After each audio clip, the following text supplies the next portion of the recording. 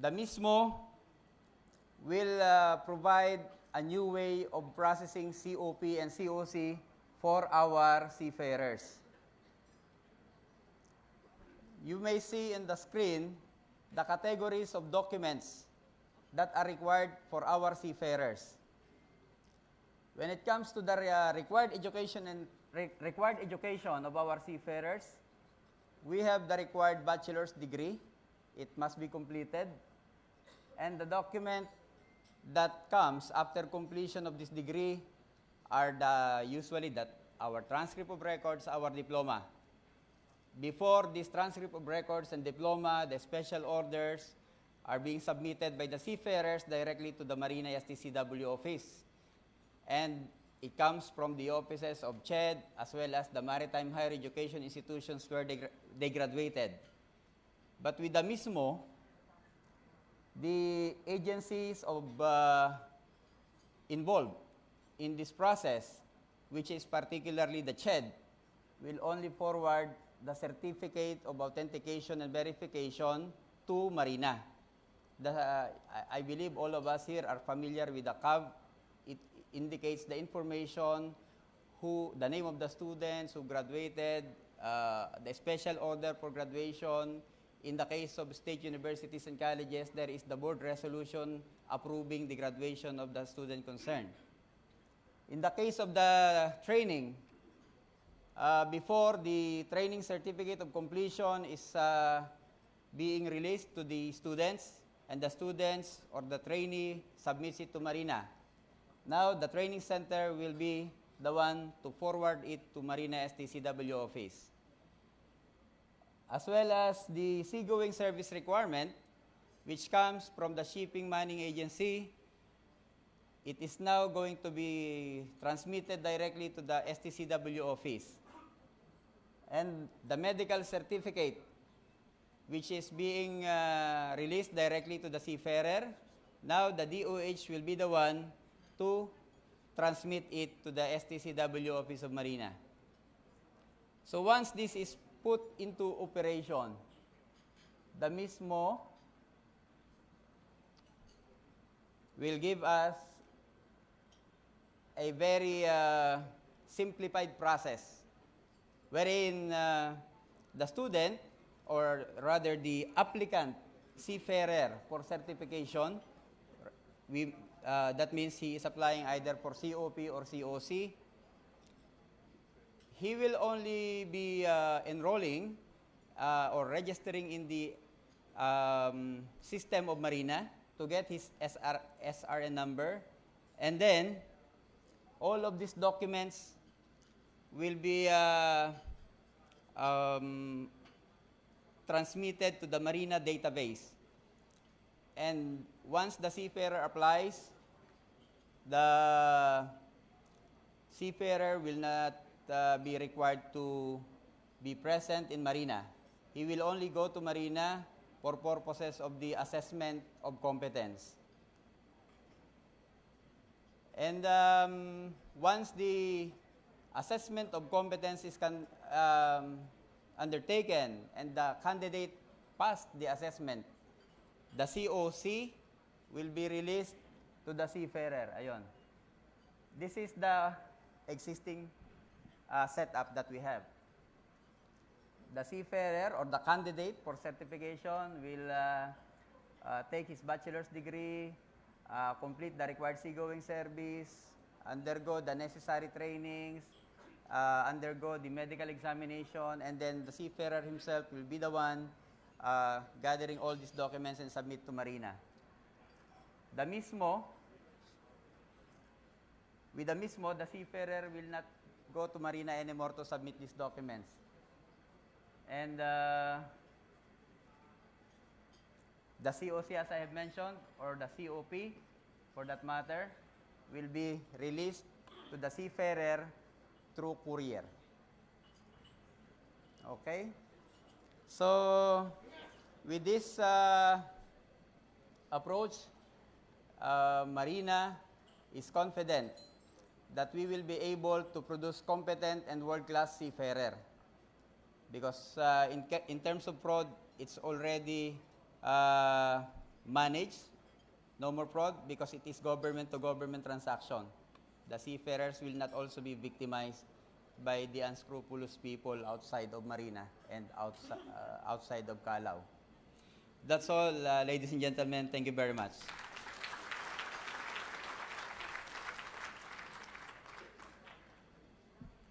Thank you so much, John Ray.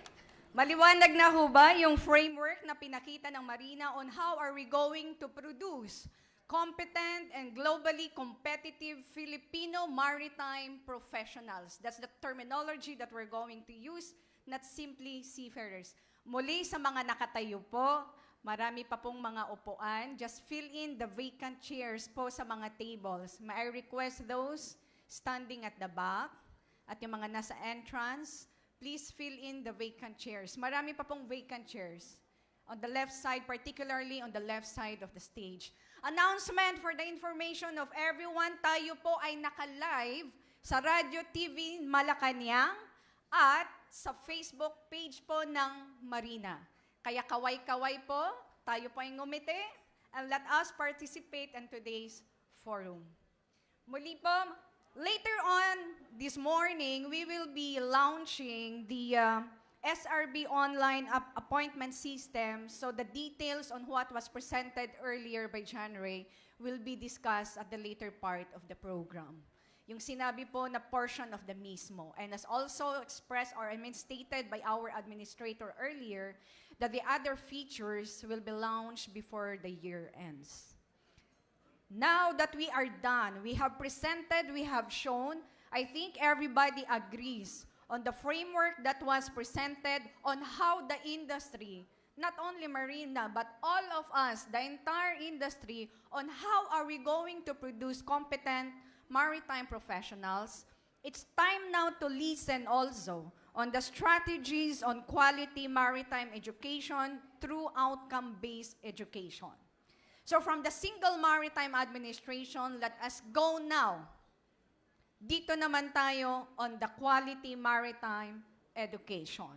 And to present this presentation, on behalf of the Commissioner on Higher Education, we will now request the technical consultant, Chief Engineer Alfredo Habo.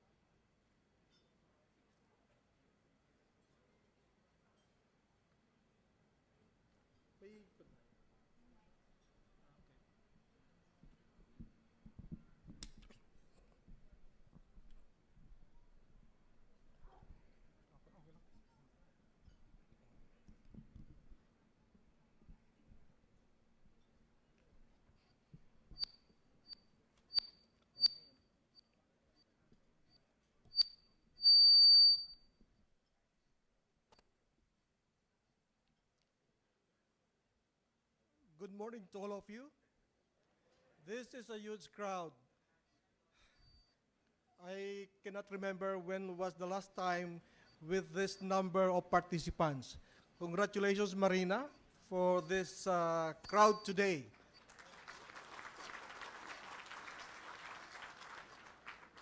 Well, today I am tasked to present to you the CHED strategies on maritime education through outcomes-based education.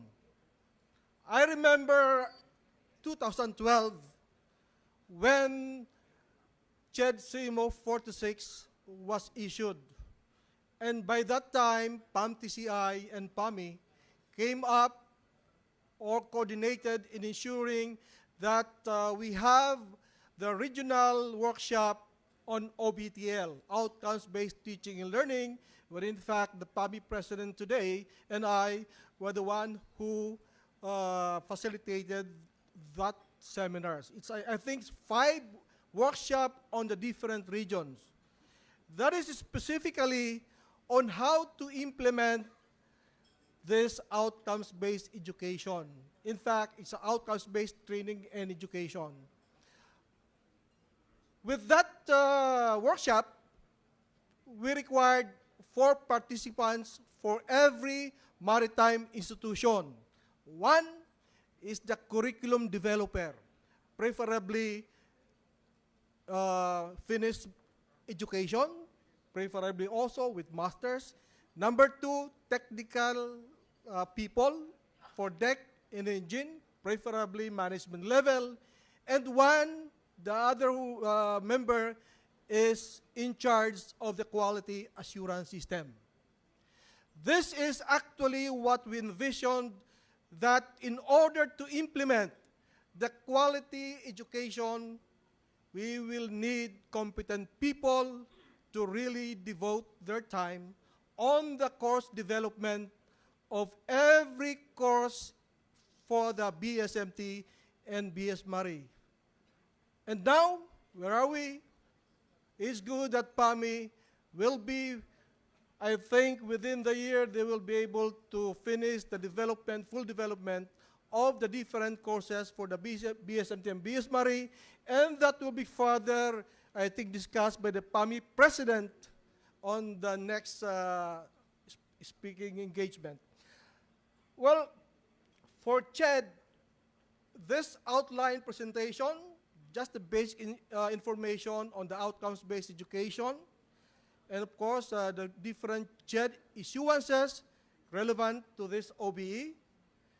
Then a little bit of basic concepts of outcomes-based education, implementation of outcomes-based education, and what are the CHED initiatives for this program. This is actually focused on the 2 programs, the BSMT and the BS Mari.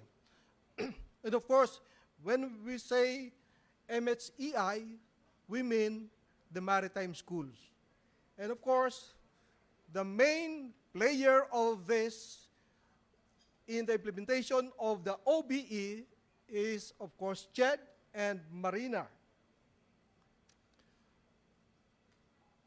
Well, if you read journals about OBE, you will be surprised.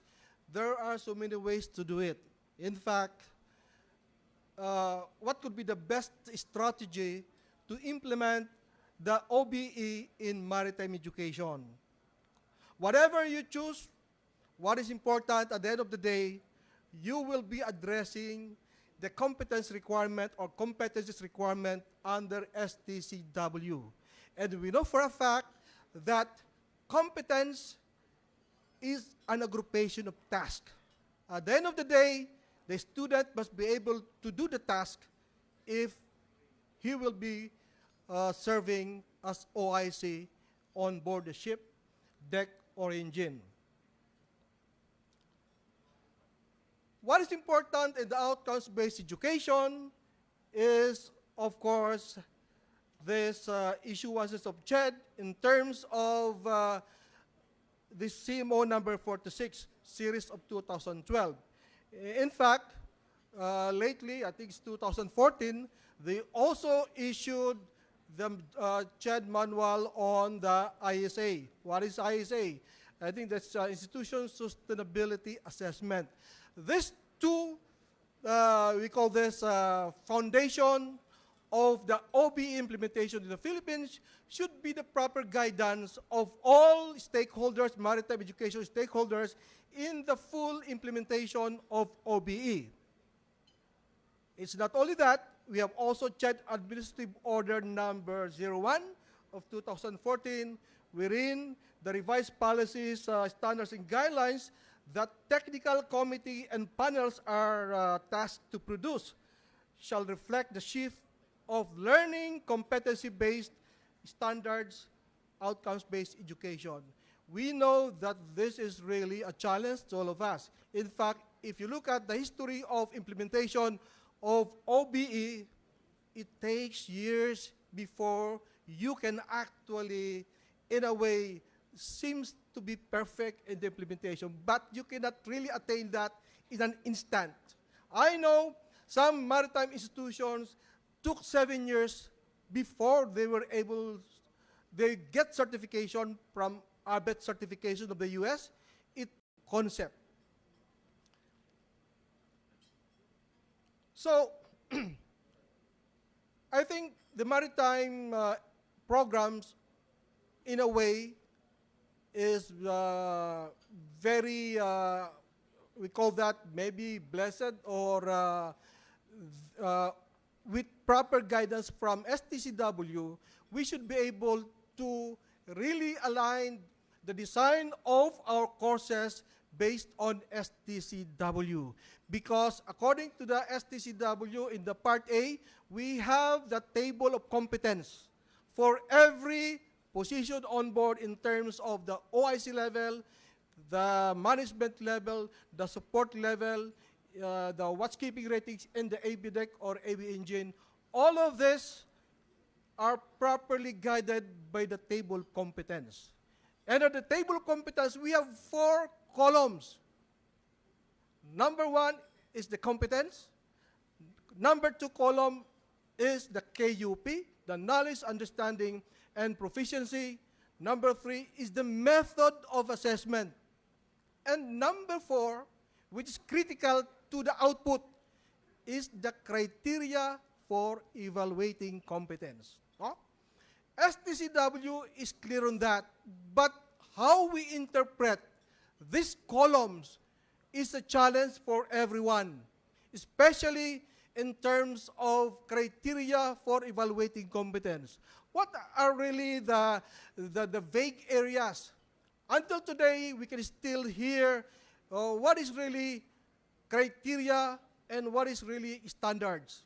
So these 2 terminology is actually used in different, maybe the criteria becomes the standard becomes the criteria. And I hope we were able to resolve this during the workshop with MARINA on the standardization of training courses. And I hope everybody, the maritime educational training institutions, of course the METIS, we call also MSCI's METIS, is well or cleared on terms of what is really criteria and what is standard. The standards normally ay yung pinagdidebatehan. We debate on the standard of a certain criteria in the evaluation. The standards, you debate on that, what is really the standard for every criteria. And that assessment should be very clear. And that is important in the OBE. Okay. If you look at today's CMO 67, in terms of the translation of the OBE, it's very clear because in the CMO 67, we have the PEO. What is PEO? Program Educational Objectives. Very clear. 2 things. Let's say, for example, what is your expectations or your outcomes after 5 years of graduation? So you have to trace your student until 5 years after graduation. Normally, after 5 years of graduation, the candidate or the student will be a practicing merchant marine officer. Very clear yan, no? Sila ay magiging opisyal. Or the other way around, maybe successful in other professions, and the success can be credited to the educational given by the institution. It should be very clear. And after the PEO, we have the program outcomes. We have the program outcomes common to BSMT and BSMARI, and at the same time, we have the specific outcomes as per table competence for the deck, table A 2/1, and for the engine, table 3/1. These are very specific and identified program outcomes. That is why after 4 years of the BSMT and BSMARI, they should be properly assessed according to these outcomes. Okay? And also, at the end of the program outcomes, they have also course outcomes. So the course outcome should be addressing the the program outcomes.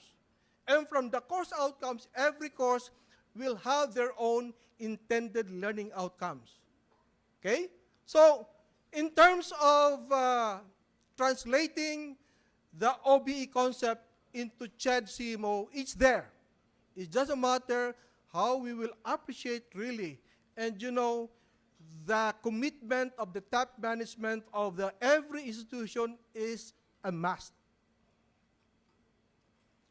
So other CHED issuances, 67, 70, and now we have also annexes, CMO 14, that's the latest one, wherein we were very clear on the curriculum mapping, where the mapping is based on the table of competence, and where are these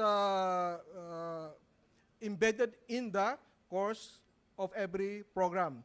We have also the course specifications wherein the course outcomes are clear and this is aligned to the competence of every program. And of course, the minimum required requirement, that is for the facilities and simulators and equipment. And I have discussed this one.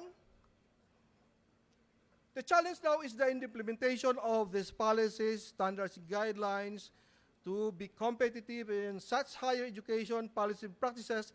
Institutional design and strategies upgrading of curricula are continuously reviewed and improved. And in fact, we are on this. This is just a review of the OBTL framework. I will not. What is very important is the alignment of these three. At the end, assessment is in accordance or in reference to the outcomes. So benefits, of course, we are sure that if we will do it properly, the competence of every student according to the program will be addressed. Well, I have discussed this already. The alignment of the PEO, course outcomes, or program outcomes and course outcomes.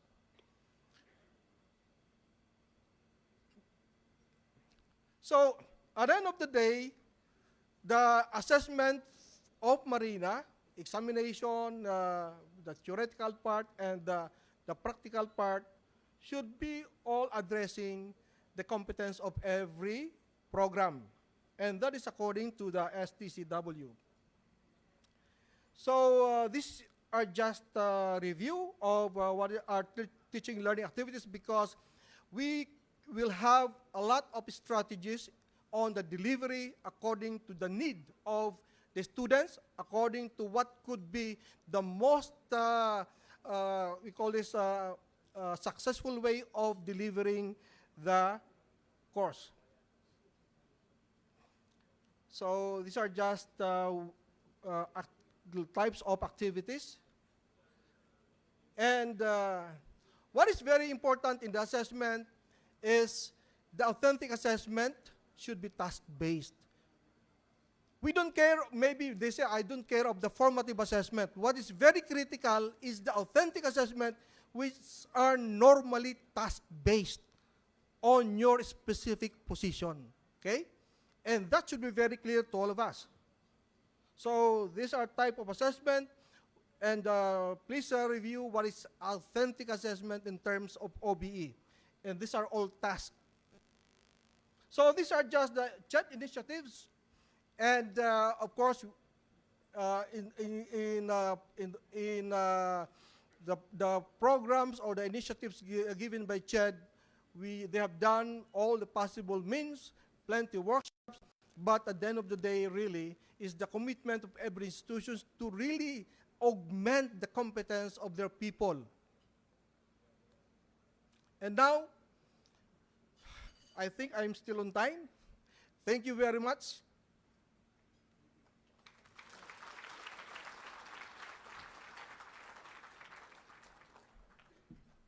Thank you so much, Sir Fred.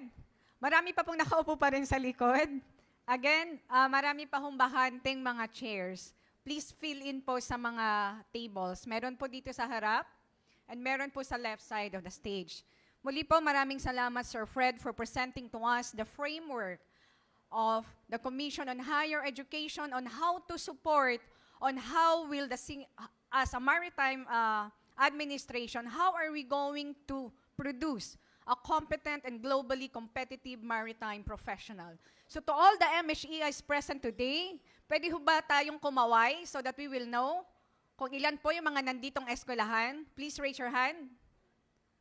Everyone is here. So do you all agree with the presentation of the framework as presented by the Commission on Higher Education? Suporta po tayo lahat? All right. Mas malakas. Suporta po ba tayo lahat? Ayan po, Sir Fred, narinig po ninyo. And in support of that, of course, we have to hear from the association itself.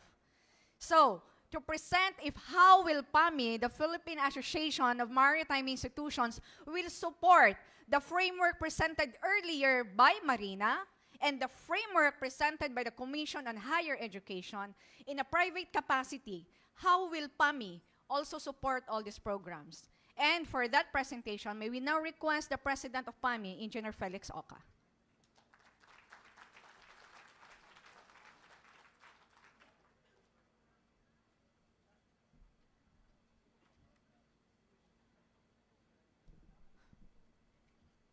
Magandang umaga po sa inyong lahat. Kay Vice Admiral Dingson, sa lahat ng Marina personnel na nandito ngayon, kay General Guerrero, who unfortunately has to go for a while, mayroong meeting, at kay Sir Fred for presenting the CHED's vision on meeting the competency of our seafarers or bagong mga seafarers and officers in the future. PAMI would actually support, and kung ano yung pagkukulang ng CHED, kami ang mag-fill up and so on. So what are the strategies on quality maritime education that PAMI would like to support the outcome-based education? Next slide, please. The Philippine Association of Maritime Institutions, or PAMI, is a non-stock, non-profit organization duly registered with the Security Exchange Commission in the 24th of May, 1984. So medyo mas patanda na kami sa CHED ng konti. All right? It's been here for a long time. And PAMI is the umbrella organization of 71 member institution as of October of 2018. At nadadagdagan po, there are many non-members who are applying to become members. They are seeing the advantage of being a member in order to succeed in what they have promised to their students. So member institution of PAMI are primary providers of basic maritime education for the future Filipino seafarers. Next slide, please. What's the vision and mission of PAMI? Well, as you can see, the Philippine Association of Maritime Institutions aims to be the steward of quality in maritime education and training. Its mission, as an association of various maritime institutions all over the Philippines, PAMI acts as a unified body to meet stakeholder satisfaction, which includes the students, the parents, the regulatory agencies, by being a catalyst for change and the voice of the maritime education and training. Next slide, please. How would we be a catalyst for change? PAMI created the Course Program Development Committee, who shall be responsible for development and delivery of workshop developing uniform and standard course programs, which shall be made available to all PAMI member institutions. The committee shall be responsible in creating a procedure manual in designing, developing, and validating and implementation of programs in accordance to ISO requirements. Next slide, please. Okay, the course development program was spearheaded by yours truly, and it's being chaired by Dr. Edgardo P. Giginto, PAMI Board of Trustee, And other members as follows: Captain Russell Pachecha of University of Perpetual Health, Dr. Marvin Hapitana of Asian Institute of Management Studies, Second Mate Norven Rosal of Our Lady of Fatima University, Engineer Edmond S. Alok of the Asian Institute of Maritime Studies, and Engineer Marcelo M. Let me put my glass icon at the Technology Institute of the Philippines, and Engineer Richard Dean Bawigan of the Maritime Academy of Asia and the Pacific. At the moment, PAMI has organized 2 workshops in development of the curriculum based on the CHED aspect of outcomes-based. And in June and August of 2018, the association organized workshop which aims to develop uniform standard course program, which shall be the basis of governing bodies during the inspection and audit of maritime higher education institution.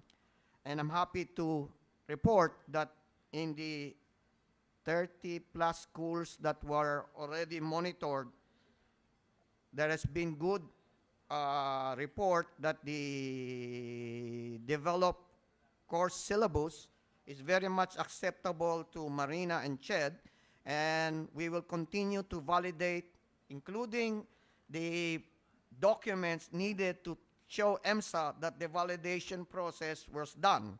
So we are doing over, so we will be hopefully submitting this to CHED and MARINA by next year. You will see the schedules.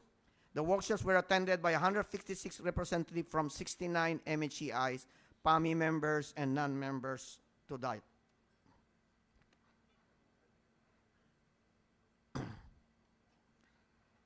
Workshop output updates: the learning outcomes of 24 professional maritime courses in the BSMT and 27 professional maritime courses in the BS Marine Engineering are all presented during the workshop. The committee is now focusing in finalizing the first-year professional maritime courses for both BSMT and BS Mari. The committee developed a validation form to be the guide in validating outputs of the workshops. So the course development committee shall validate the outputs of the workshops, and the course syllabus templates will also be distributed to all PAMI member institutions as was also developed. The template will contain for the course manuals the following minimum standard requirements, and is divided into 5 starts, similar to the Part A to E of the old IMO model courses. Part A would be the course specs as prescribed by CHED. Part B is the course syllabus developed by PAMI. Part C would be the instructor guidance and lesson plans, or IG. Part D will be simulator and laboratory exercise document, and Part E will be the assessment plan and rubrics. The committee also created a Gantt chart activities to be able to identify the priority and target dates to finalize all outputs.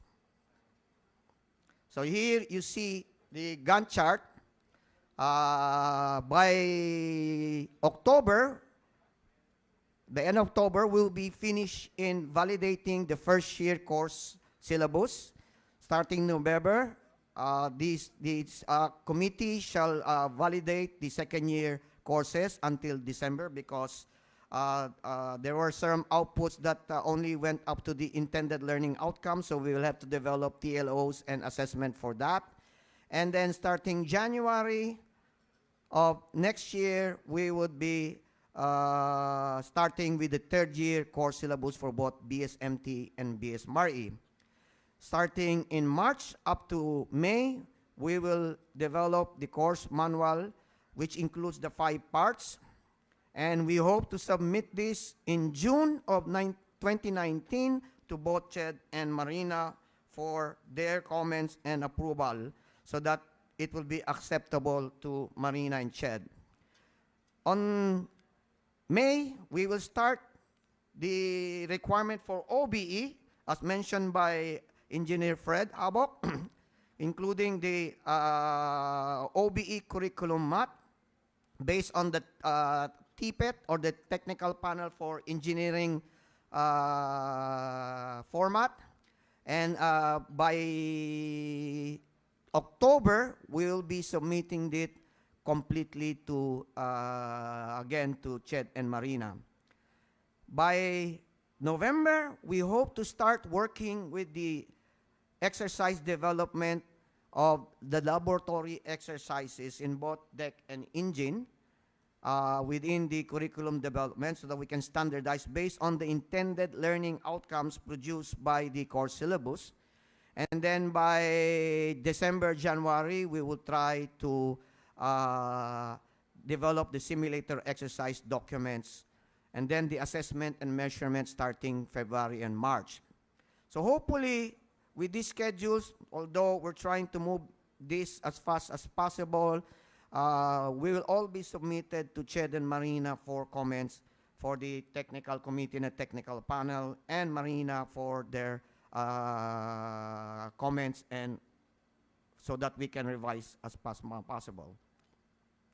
After completing the course syllabus, the development, PAMI plans to have development of the following. We hope to development courses for faculty development, post 609, 312, 610. We have probably 3 courses of 2 weeks percent, one for course design, or curriculum design, one for course delivery, and one for laboratory simulator assessment and delivery. And then we want to have simulator practical exercise, assessment and measurement, research and development program, and intensify the shipboard training process by the STOs. Programs to be developed by PAMI in conjunction with addressing the manpower needs of the industry.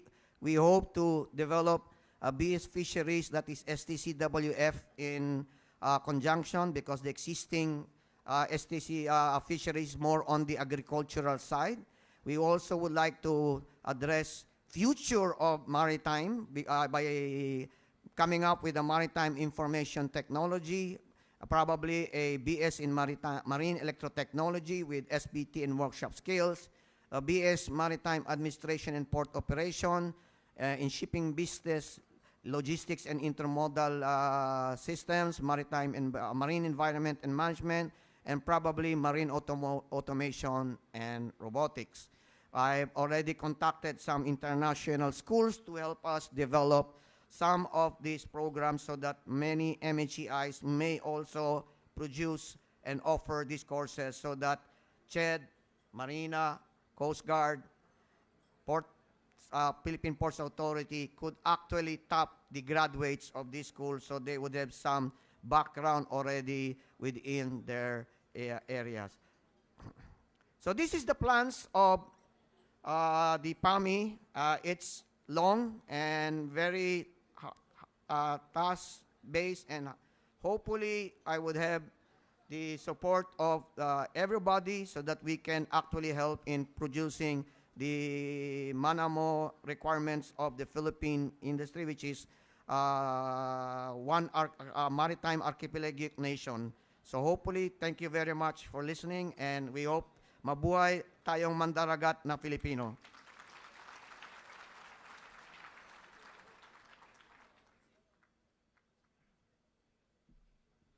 Maraming salamat po, Sir Felix. So ano po yung tumatak sa atin sa sinabi po is the course syllabus template.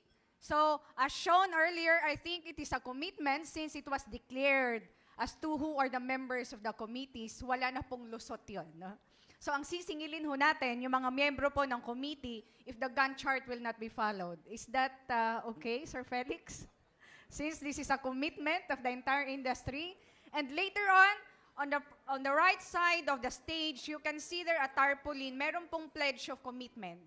So everything that will be stated this morning, everything that we will agree this morning, we will all be signing that pledge of commitment as proof of our unity and collaboration in achieving on how to produce, on achieving that vision of producing competent maritime professionals. Yung mga nakaupo pa rin, mga nakatayo pa rin po sa likuran, muli meron pong upuan dito sa harap. Please come here and fill in the chairs. Meron pa po. As of today, ang bilang po natin sa loob ng hall po na ito is 450. So tama po yung sabi kanina ni Sir Fred, we have na-break na natin yung record that we were able to establish nung nasa Midas tayo. So, the participants keep on coming. Muli, maraming salamat po sa inyong pagtugon.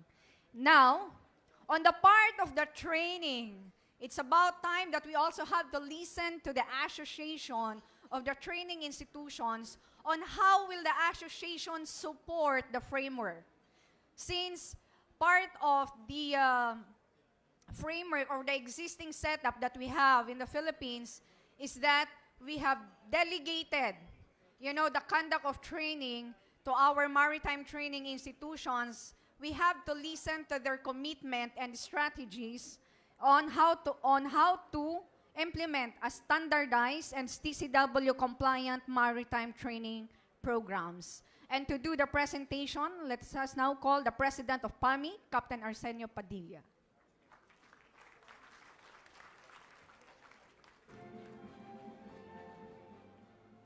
Thank you, Ma'am Joy.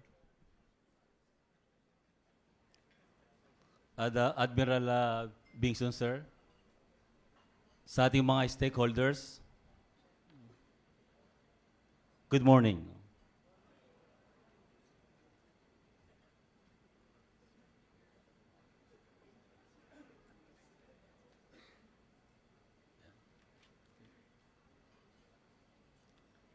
Allow me to introduce first the association.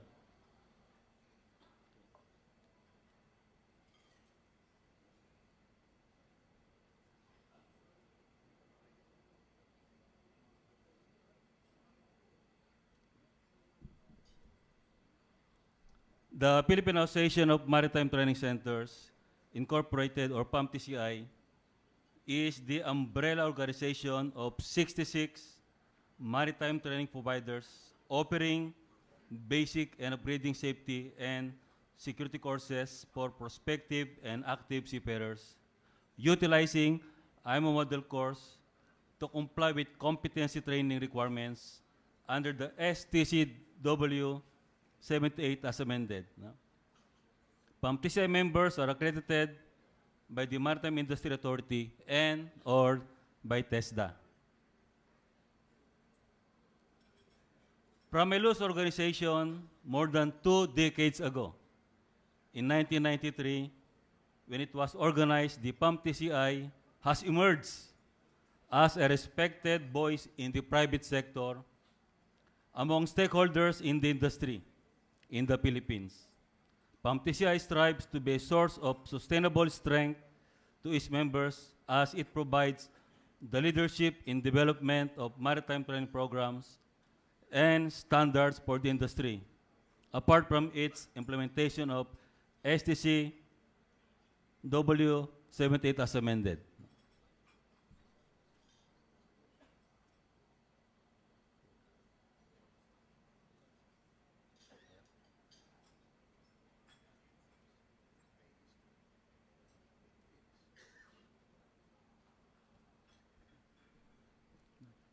To date, it has 66 members nationwide, 42 in Luzon, 20 in the Visayas, and 4 in Mindanao.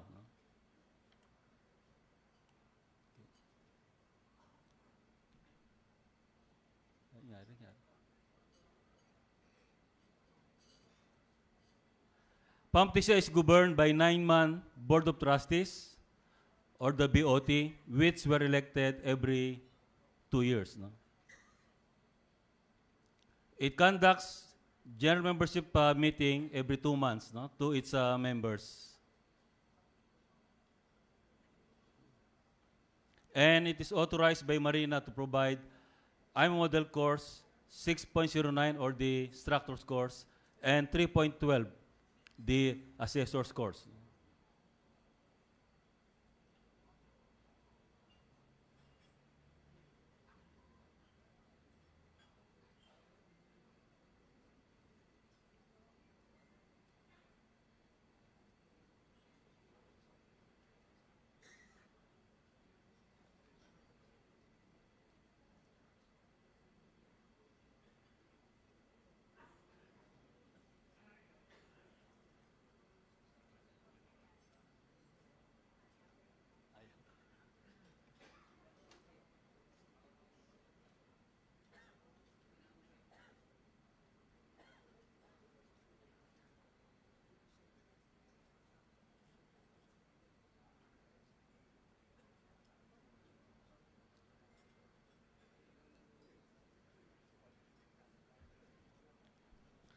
To date, PAMTCI plays a crucial role in the training and certification of facilitators and trainers in the Philippines, no? In maritime academies and training providers in the country. Through the conduct of training courses for instructors, I Model Course 609 and training course for assessment, examination, and certification of seafarers in Model Course 3.12. No? To date, we have produced more than 10,000 no, instructors and assessors. No?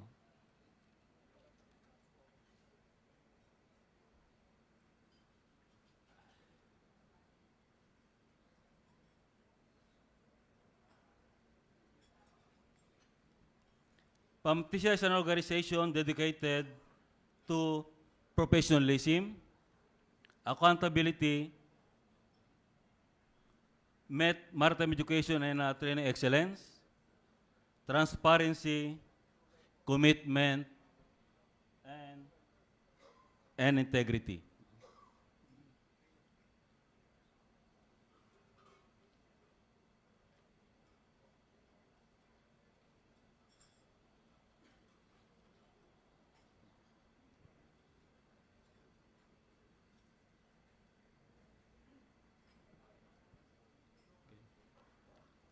What are our strategies? Number one, we work closely with MARINA and other concerned government agencies in the proper implementation of STCW as mandated by IMO. No? We also provide proper guidelines on course development and conduct of courses to PAMTCI members as per STCW standards.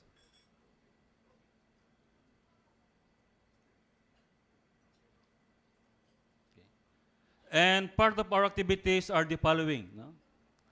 PAMTCI subject matter experts participates to the annual IMO meeting in London since 2007. No? As a proactive organization, the PAMTCI has been a part of the official Philippine delegation to STW meetings and later HCW meetings in London since 2007, when it has also granted the observer status in the Maritime Planning Council. Since 2007, it contributed to the framing of proposals by the Philippines in the comprehensive review of the STCW and the Code, preparatory to the diplomatic conference held last June 25, 2010, that eventually led to the adoption of 2010 Manila Amendments, or known as the 2010 Manila Amendments.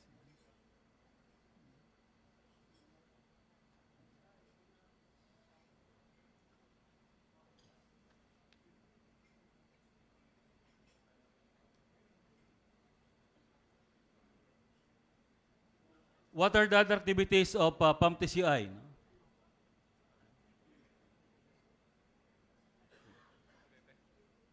PAMTCI participates in MARINA Technical Working Group for the development of course materials, of new courses, and the conduct of pilot testing of newly developed courses to include provisions of fund support to logistic requirements. For example, the PhilCamSat, no, BT training in PhilCamSat, the AV-Deck, AV-Engine in the Protect Training Center, and the advanced training on firefighting at NUSIM.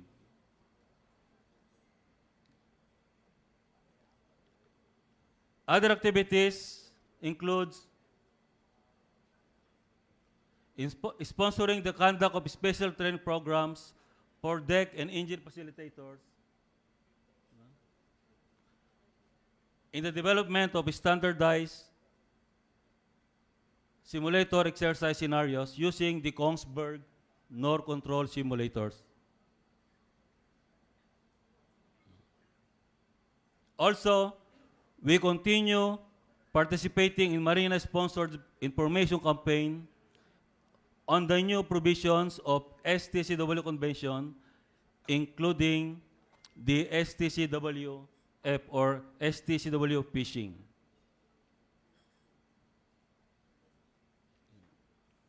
PAMTC actualizes its vision through various programs and activities in the areas of training, research, resource sharing, and meaningful information and knowledge exchange to promote the interests of its members and create a culture of professionalism and quality in maritime industry. It has initiated programs geared towards development that included entering into memorandum of agreement with MARINA, with PAMI, and other concerned agencies to promote maritime safety and security through various trainings and undertakings, both for the domestic and overseas seafarers.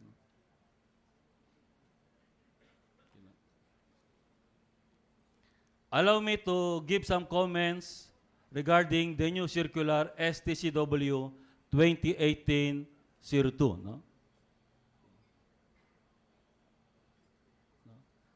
For example, in the medical care, the allowed number of trainees shall not exceed 12 per class. No? We question that why there's only 12 trainees per class. No? Because most of the courses, the maximum is 24 students or trainees. No? We also have some comments on the staff requirement. For example, instructor for the passenger vessel training. No? The requirement must be a holder of a certificate of competency or valid marine ID at the management level with at least 2 years seagoing service in that capacity on board international, take note, international passenger ship of at least 3,000 gross tonnage. No? Why should the management level deck officers on board international passenger ship be the only qualified as an instructor and assessor and supervisor for this course? Why can't a management level deck officer on a domestic passenger ship be qualified? No? There are only a handful management level deck officers on board international passenger vessel, meaning if there are only limited or handful, no, how can we get some qualified instructors? No?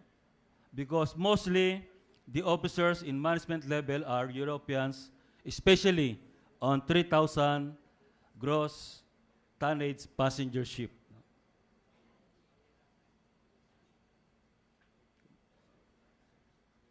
Staff requirement for instructor on passenger vessel have completed a training course for a trainer and assessor. I'm a model course 610 when simulator will be used.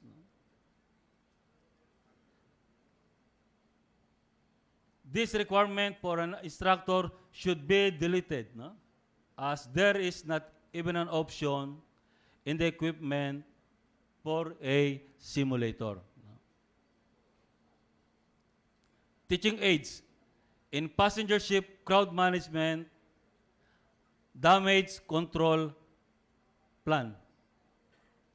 A damage control plan is not necessary as a teaching aid for this course because this should be a teaching aid requirement only for cargo safety and hull integrity.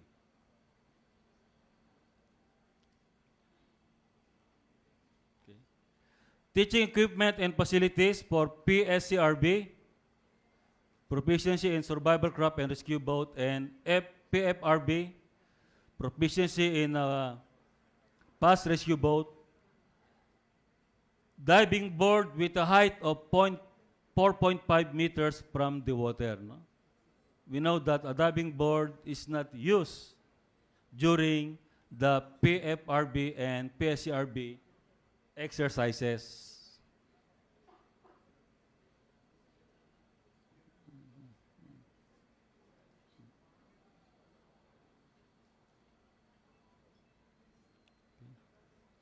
For teaching facilities and equipment, for BTOC, basic training on oil chem, no?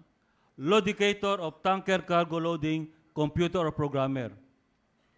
There is no topic or competence KUP for BITOC that requires the trainee to calculate for cargo loaded discharge or even for stability stress calculations. This is not, no, this is only required for advanced training, chemical tanker operations, and advanced training for oil, chemical, advanced oil and advanced chemical tanker operations. No?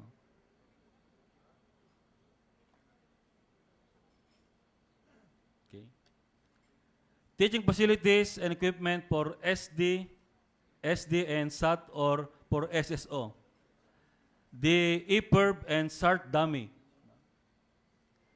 EPIRB and SART are not part of any onboard security system equipment and not in any topic or competence / KUP for the SD and SAT SSO training. And again, for the BT or the PST, diving board with a height of 4.5 meters from the water. A diving board of 4.5 meters is high, no? Too high for a trainee to jump and can even cause spinal injury due to the impact on the water. No? As per STCW Table A 6/1-1, Column 3, the requirement is to safely jump from a height into the water, no? And there is no mention of 4.5 meters. The 4.5 meters is only a requirement for an adult life jacket to be constructed to allow the wearer to jump into the water from a height of at least 4.5 meters without injury and without dislodging or damaging the life jacket or its attachment. No? As per IMO Resolution MSC 207-81, adoption of amendments to the International Life-Saving Appliance or the LSA Code. No?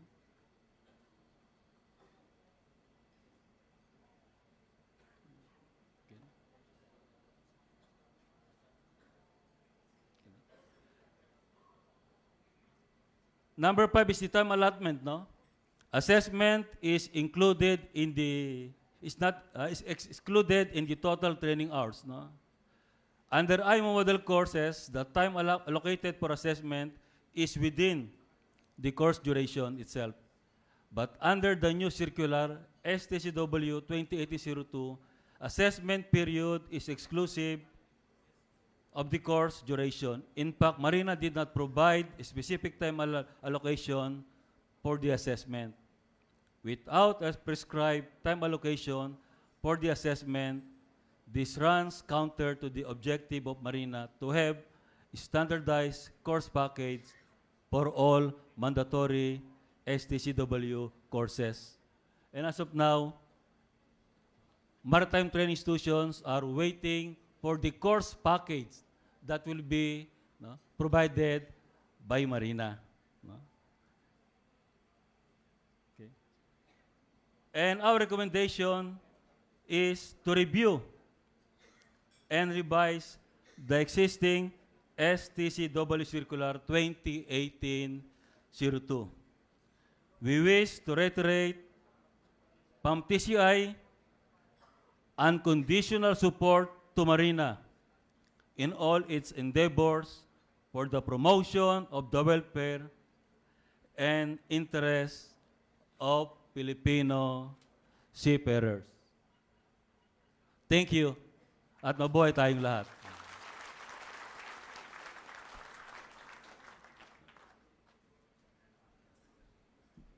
Thank you so much, Sir Arsenio. I would like to correct myself. Kanina po, nabanggit ko po ay President ng PAMI, na President of the Philippine Association of Maritime Training Centers and Institutions. And ang kailangan lang po nating tandaan sa sinabi ni Sir Arsenio are the following. PAMTCI stands for what?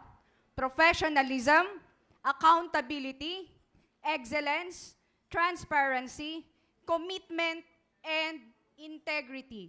To all the members of the PAMTCI who are present this morning, do you agree? Do we hear a big loud yes? Tama ho ba yun? Tama po ba? Inuulit ko, professionalism, accountability, excellence, transparency, commitment, and integrity. So, PAM TCI, thank you so much for that commitment. We will count on you. As you have stated in the last slide, PAM TCI is here to help. So, on the recommendations presented, definitely, sir, thank you once again for the offer of help, and we will count on you on that. So, narinig na po natin, palakpakan ho natin yung presenters natin mula sa MARINA, mula sa Commission on Higher Education, mula sa PAMI, mula sa PAM TCI. And at this point, we will now request the speakers, including our Executive Director, Vice Admiral Narciso Vingson, to please come on the stage for the open forum. As I have stated earlier, yung mga katanungan po, pwede nyo pong isulat and then ilapit na lang po sa amin. But there are microphones on the floor, one on the right side, one on the left. Due to the limited time that we have, right after the open forum, we will be having a presentation or the launching of the SRB online appointment system. Ito na po yung panahon natin, lalo na yung mga galing ng Visayas at Mindanao. Barilin na ho natin ang ating mga resource speakers sa harap kung ano po yung mga katanungan natin. For those who will be using the microphone, please introduce yourself and identify the school or the association, the company you're connected with. All right. Sir Fred? Nako.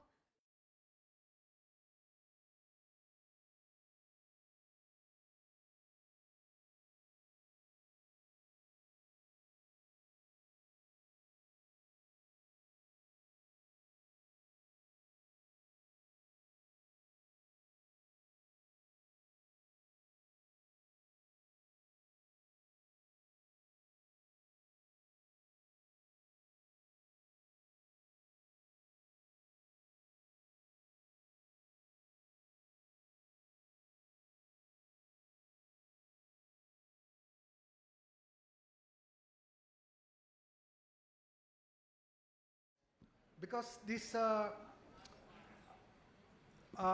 high school maritime, K11, K12, is now mushrooming, and some said this is just a waste of time and money.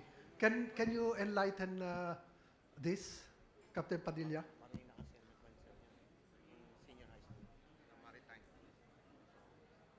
Sir, naka-on na po yan. Hello. Yung Maritime High School, no, 11 and 12, no? Ang balita ko sa chat, pwede naman tanggapin no, ng mga maritime school kaysa ang strand. No? Alam niyo yung Maritime High School, no? Experiment yan kung sila ay makakasakay ng barko o hindi, no? At alam ko sa sa PhilCamps at PTC, no? Sila yung mga unang kukuha ng mga bagong graduate ng senior high. Hindi ko lang alam kung anong nangyari sa chat, kung bakit hindi naging maganda yung yung implementation ng Maritime High School. The Maritime High School is 2 tracks. The specific Maritime Senior High School track for STEM, they are now enrolling in many of the maritime higher education institutions to be officers. But the TVET per se, medyo hindi ko po alam kung ano nangyayari. Pero for example, in our institution, we have graduate of senior high, the maritime track, that are actually enrolled in the first semester in the Maritime Academy of Asia and the Pacific. So, in a way, many of the MHEIs have a lot of new students the first year that comes from the maritime track per se. And CHED came out that we should accept, as long as based on the institutional entrance recruitment processes of the MHEIs, all tracks, even if it's not maritime high school track and so on. So in terms of the Maritime High School, there are 2 tracks. Many are now enrolled in the first year of this present school year in the BSMT or BSMRE.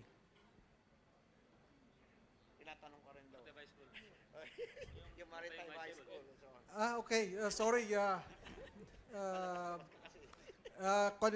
Critical lang tawag eh. Anyway, pagdating sa Maritime High School naman, of course, Marina during the time was the lead in the development of the syllabus of Maritime High School. And what was mentioned, there are two tracks, the TVLE and also the TVL and the pre-baccalaureate. So, that's correct. Sinabi ni Tote na all tracks will be accepted sa BS degree. That was a late pronouncement of DepEd. That is why if, Ched, that's why if sana it was earlier, there could be only one track. But because during the time there's no decision in terms of any tracks can be accepted sa BS degree. So that is the reason why we have two tracks at the moment. All right. Sino ba bang susunod? Yes, sir. Good morning, ladies and gentlemen. I am Chief Engineer Jaime Morales, Training Manager of Epic Gas. This question is all about the change in the course SSBT plus BRM. Can you elaborate or please clarify why BRM now is deleted from the course SSBT? Is it a separate? Is the administration will require BRM and SSBT be taken separately? Please clarify. Can I answer that one? Yes, Sir Fred will... Well, actually, that's a very good question. There are questions regarding, is it really needed in the requirement for the COC? No? Well, this SSBT and the BRM, if you look at the table competence, nandun na yun. Part of the educational system.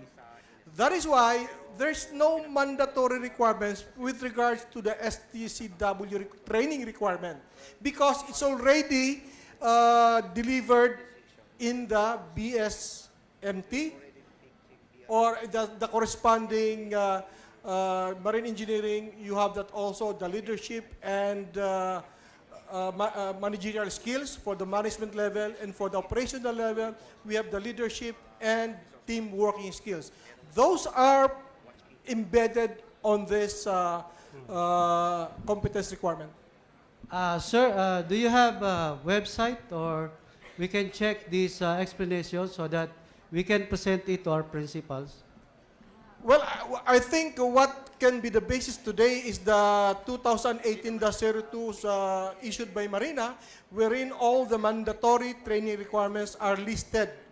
Anything that, any course that is not there, should be part of the educational programs. Okay, sir. Thank you. Thank you, sir. Perhaps on issues on 2018-02, kindly address it to us in Marina. Medyo mahaba po kasing topic po yun. No? We will be discussing that in toto or in detail when we will be there. You can come to the office and visit us so that we will discuss it together with the Executive Director, but not here. Medyo mahabang usapin po kasi yun. Now, we would like to give chance po, no, lalo sa ating mga kadete, mga estudyante, at mga seafarer na nandito po ngayon to ask questions po sa ating speakers. So, Sir Lorca, before you, can I request the student at your back? I think siya po yung humihingi ng microphone. Mark, the photographer, can we give... All right. Please identify yourself, Iha. Good morning po. I am Michi Puman Esperanza Daniela from Our Lady of Fatima. I just like to know, is there a gender discrimination in this field of work? Do women cadets will be on board as soon as they finish or complete the requirements? Okay, Michi Puman. The Philippine landscape for maritime education doesn't have any discrimination. That's why we actually have a lot of women enrolled in the BSMT and BSMRE program. In fact, in MAAP, we have our first woman captain serving in the chemical tanker fleet already for 2 or 3 contracts already. And we have other women in the same industry, maybe different types of ships. So there is not, the Philippine government or Philippine Maritime Regulatory Agencies doesn't have any discrimination. It's up to you, the students, the women, to show that you're better than the male counterparts. And it's one thing for sure, many European nations, passenger shipping companies are very keen in hiring women deck and engine officers. There is a potential for women in the maritime industry. WIMA-Phil is actually pushing hard to make many of the shipping principals to accept more women. And we have a lot of, in our institution, that actually goes for shipboard training as women cadets on board for their shipboard training over 1 year. Okay. So there is no discrimination. Women are encouraged, but you have to show that you are better than your male counterparts. All right. Thank Sir you po. Fred, do you have additional? Following question po. Follow up. Is there any chance that MARINA will limit the population of seafarers that might be on board in the future?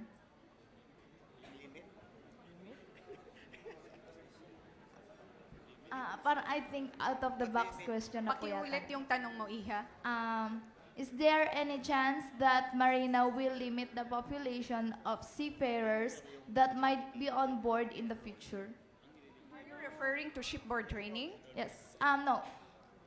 Pag nag-work na po. Employment. Ay, Perhaps later we could direct that question to the joint manning group Okay. pertaining to deployment. But all questions that you. will be addressed this morning should be addressed to the resource speaker. Again, it pertains on outcome-based education and of course, standardized and STCW compliant trainings. Yun pa lang po yung topic natin. All other questions pertaining to DOH, pertaining to the joint manning group on deployment, and pertaining, of course, to our POEA and OWA will be after lunch. Okay? So reserve all those questions for that. Other questions? Yes, ma'am. Ma'am, later on, it will be on the sea service kasi. I'm second Sea engineer. service. Yes, ma'am. So Okay. I'll be asking it to the joint group later on. Anyone from the resource? Actually, Later. Later on. Pero actually, this is after, in connection with the shipboard training din kasi. All right, shipboard training. There are malpractices ngayon that companies are issuing sea service which is not valid, or should I say. That's why I have to shelve my question later on because the questions will be answered by other. If someone can, Your question is, it's it about pertains to the sea sea service, service, yes, which are because, not, how will you describe it? there are malpractices nowadays which is still happening that other agencies are issuing sea service certificate to the seafarers, to our cadets, which are not valid. What I mean valid, they boarded other vessel, but they are issuing other certificates from another vessel. All right, our Executive Director, Vice Admiral Vingson, will make a statement on that. The shipping agencies are getting money from it. Good morning to everyone. Thank you for coming to this forum so we can talk about, we can explain to you our framework and how other agencies participates on coming up with competent and world-class maritime professionals. I cannot answer you definitely on that question, but we presented you our framework. Oh, yes, sir. Before, we've been audited by international community, particularly IMO and European community through EMSA since 2006. So until now, we still have so many findings.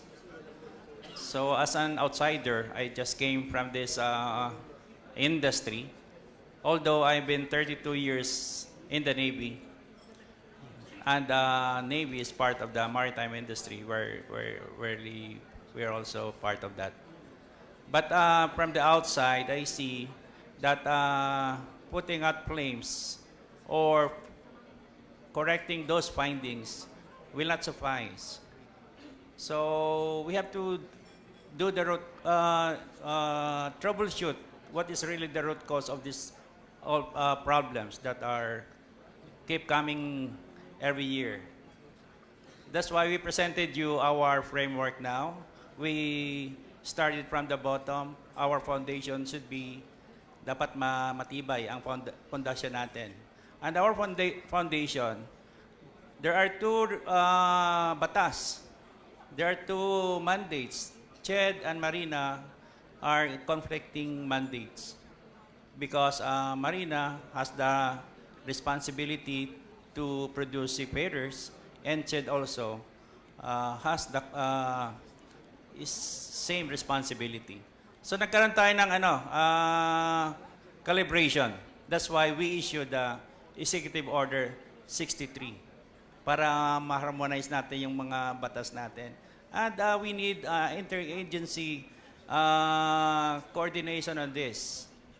So it's a whole of government approach. It's not only MARINA, it's not only CHED, not only, but we all in the industry should participate on this. And our main objective is to produce a competent and world-class seafarers. Then, based on those mandates, interagency cooperations, and we need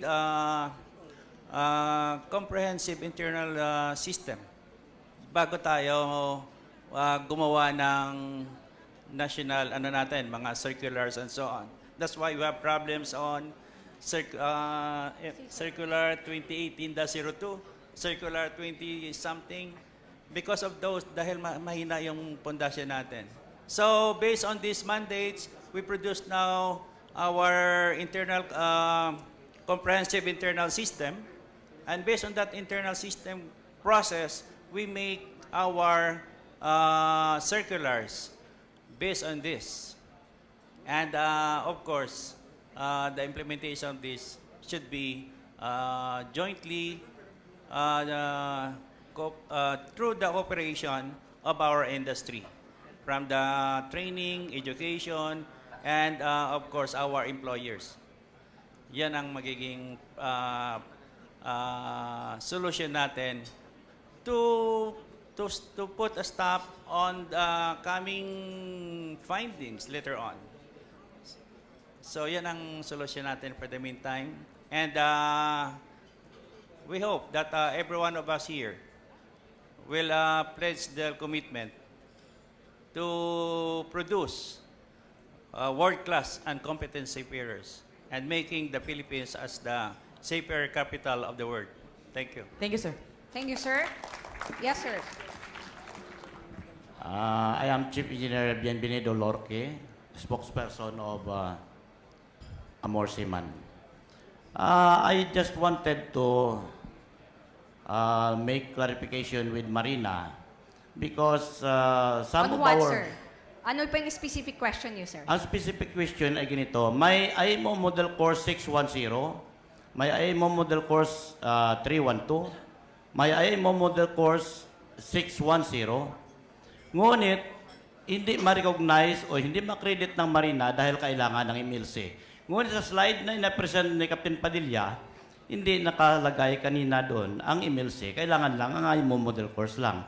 So we need clarification for that dahil may mga members kami sa Amor Seaman na nangangailangan ng explanation. Bakit na hindi sila matanggap as instructor or assessor na they are more or less 20 years experienced master mariner or chief engineer, respectively. Yes, sir. Thank you, sir. I think that specific concern is one that we would like to undertake with the industry. But for now po siguro, sir, I think because it pertains to a few lang, we'd rather have it sa office na lang po, sir, rather than discussing it here. Would that be fine, sir? Kasi this... Yes, sir. We are taking notes naman po of all the questions. And I think this MLC has been going on for a little bit a while. We will sit down once and for all, sir, sa office.